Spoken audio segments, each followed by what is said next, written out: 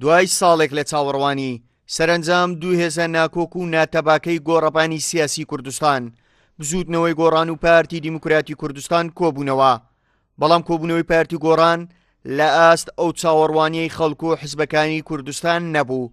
یەکێتی کە بە هێوێنی لێک نزیکبوونەوەی پارتی و گۆڕان دادەنرێت هیواخوازە ئەو دوولایانە ئیتر بگەن بەڕێکەوتن. هەردوو حیزب کە لە ماوەی ڕابردوو دەرگای گفتوگویان لە سێگری داخست کە پارتی دیموکراتی کوردستان بزوتنەوەی گۆڕانە بەناو بژیوانی دائیمی یەکێتی کە لە سەرەتا بە شێوەیەکی نوێنی ئینجا دواتیشە بە شێوەیەکی ئاشکرا خۆشبەختانە دەگاتە ئەنجام کە گەیشتە ئەنجام ئەوە ئێستا دەبینین. بۆیە من پێم وایە هەرێمی کوردستان بەهۆی پێکهاتە جیاوازەکانی، بەهۆی دەرهاوێشتە جیاوازەکانی، بەهۆی جیاوازی دیمۆگرافیاکەوە، بەهۆی تێڕوانی نەجیاوازەکانی کۆمەڵانی خەڵکەوە پێمان دەڵێ هیچ کاتێک حیزبی قاید لە کوردستانەوە بوونی نابێت. کاتێک حیزبی قاید بوونی نابێت بریتێ لە تەوافقی نێوان حیزبەکان، بریتێ لە هاوبەشی نێوان حیزبەکان.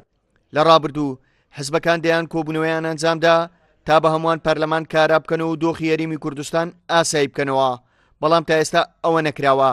لایەنەکان داوا دەکەن هەر چۆنێک بێت لەو دۆخەدا پارتی و گۆڕان کێشەکانی نێوانیان چارەسەر بکەن. ئەگەر بێت و ناوماڵی خۆمان کێشەکانی خۆمان چارەسەر نەکەین ئەو فشارانە زیاتر لەسەرمان کاریگەر دەبن.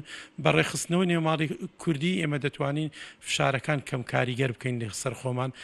ئەو تەبریرەی کە پێشتریش هەبوویان ئەو گلەی ڕەخنەی کە لە ئاستی دەولیش لە ئەزمموی سیاسی کوردستان دەگیرێ کە ناکرێت ئەتوباس لە ڕفراندۆم بکەی بەڵام پەرلەمان و دەستگای مۆساتی شەڕعیتەوەی ئەمە وڵامێکە بەوەی کە کورد دەیەوێت کێشەکانی خۆی چارەسەر بکە و ناوماڵی خۆی یەک بخاتەوە.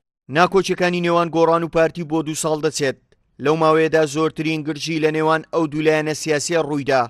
ئێستا کە بە هەوڵی یەکێتی نیشتیمانی پارتی بە 6 پێشنیار و گۆڕانیش بە 5 مەرج دەستیان کردوتەوە بە گفتوگۆ.